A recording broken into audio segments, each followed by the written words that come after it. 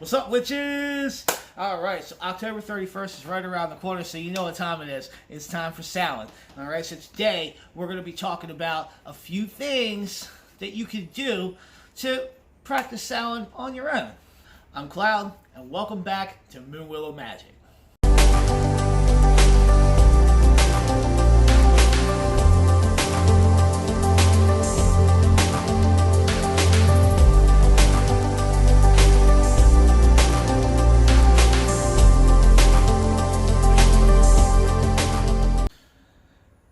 So before we get going, guys, we just hit 100 subscribers. Yes! Alright, so I am super happy about that. Thank you guys so much for all your support and for checking out the videos and for everything that you do. Alright, I really, I can't stress enough how much it means to me and how much it means to the rest of my coven. Alright, so thank you guys very much. And if you're watching this and you haven't subscribed yet, well, why don't you go ahead and do it.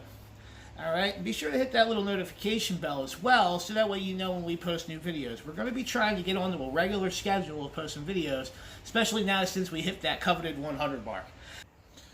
So Samhain, or pronounced Samhain, not Samhain, Samhain, it is one of our 8 Sabbats, and this one focuses more on the idea of death within the circle of birth, life, death, and rebirth. Okay, it is a time for us to honor our ancestors and those that have passed. It is a time to, really take a look at yourself and see where you fit within that cycle. It's also a time to release things that you don't really want to keep with yourself. Okay, it's a time to letting things go and a time of acceptance. Okay. There's a whole lot of dogma attached to the idea of Samhain, and depending on which tradition of witchcraft you follow, it could be a little bit different. Alright, so I'm going to leave that up for debate. So, one of the things that we're going to start doing on this channel, and one of the things that I'm bringing to the table right now, is I want everybody that's watching this to answer this one question, okay?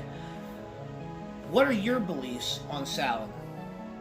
And are there any specific traditions or anything that you plan to do every Samhain? Alright? I want to see that answer in the comments below. So there are many ways that one could practice Samhain, or to really take part in the day as a witch. Alright? So we're going to go over just a few things that you can do. It's not a you have to do this kind of thing, but it's what I like to do, or what we like to do as a coven. Okay, the first thing that I'm going to talk about is something that I do every year personally, and this year I'm dragging a couple of my fellow coveners along with me for this, and that is we do a nature walk every year. I make a point to get back out to nature on Samhain, and I really take in what I can, the feeling of the day and the ideas behind the day. So in turn to where, I am thinking about my own mortality and thinking about my ancestors and thinking about life in general as it fits within that cycle that I talked about earlier of birth, life, death, and then rebirth, which in turn is the cycle of our wheel of the year as it goes. So if you're working and staying within the balances of the universe, and you are moving within the seasons of our Mother's Earth, then this is a good time to do that. Kind of, take a look at yourself, see where you're at, and see if there's anything that you want to change about yourself and release those things. This is the time to do that. And one of the best ways to do that is to get out into nature and really feel everything. Get in touch with yourself and connect. And I like to do that every year. Now, I like to do that more often than just on Samhain, but on Samhain I make it a point to do that. Another big thing that people do on Samhain is when they have their actual ritual, they have their altar set up, their normal altar, they will have a side altar set up called an ancestor altar. Okay? Now we do this in my coven as well. So every Samhain we have our ancestor altar and our regular altar. And our ancestor altar is filled with photos or jewelry or little pictures, or sometimes one year somebody left a bottle of booze. Like, it depends on things that remind you or connect you to your past loved ones. Okay? And what we do with that is we place them all on ancestors. We light a candle for our ancestors, and we put a scrying mirror on the altar. And what we do with the scrying mirror is we use that as a means to communicate with those that have passed. Okay, so this is a scrying mirror, a black mirror right here. All right, and we use this to communicate across the plane and to welcome our ancestors into circle with us every year. A lot of witches do this, a lot of witches don't. A lot of witches do this, but just in a different way. It's really up to you and how you want to do it, but make sure that your circle is well protected when you do this, because if you're inviting things from another plane into your circle, then there could be a chance for some chaos, so you might want to make sure that you're well protected. You know, every year, I usually call upon my father who has passed away, and I kind of go over the year with him and how I feel about how I did that year and the goals that I set for myself and what did I reach and what didn't I reach. You know, it's kind of one of those, take a look at yourself, take a good long hard look, and that's something that I do personally when I'm sitting at the ancestor altar.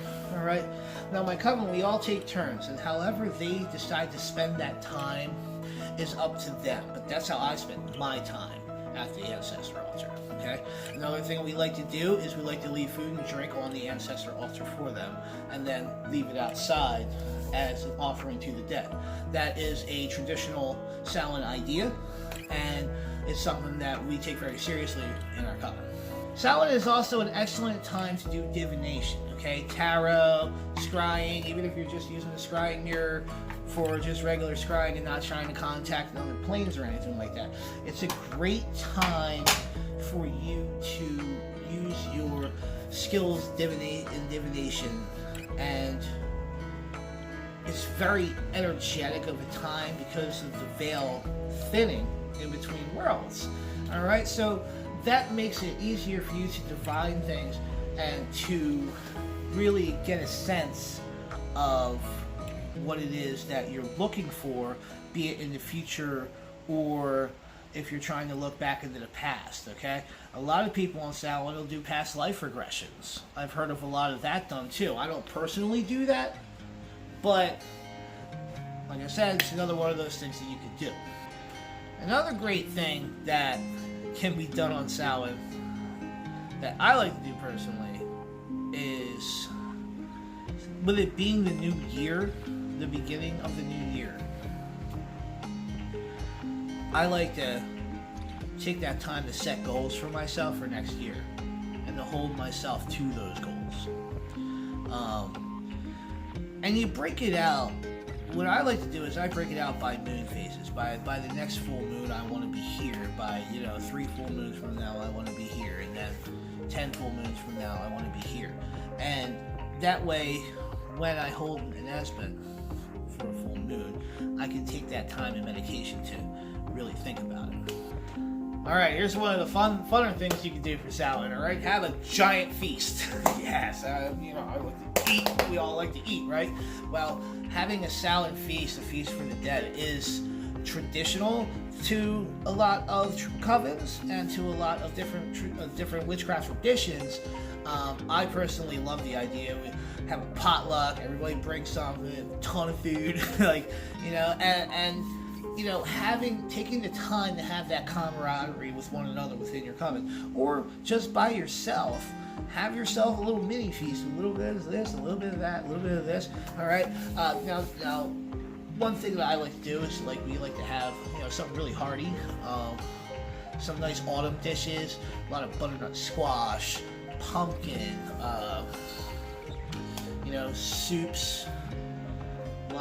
bless, stuff like that. Just really stick to your ribs kind of food. Alright, can't you see my inner fat kids coming out while I'm talking about this? But all jokes aside, a festival for the dead should have a feast for the dead, in my opinion. And that's something that we like to do every year. Got a couple more ideas for you that I'm going to put out in this video. Alright, next one is another one of my favorite ones. And so I said that you could do this by yourself, and this is something you can do by yourself, and that is to reach out to other pagans this time of year. Okay, Samhain is a time where everybody wants to be a witch. You know, and it's a good time to spread awareness of what exactly witchcraft is, as opposed to what the misconceptions are about it.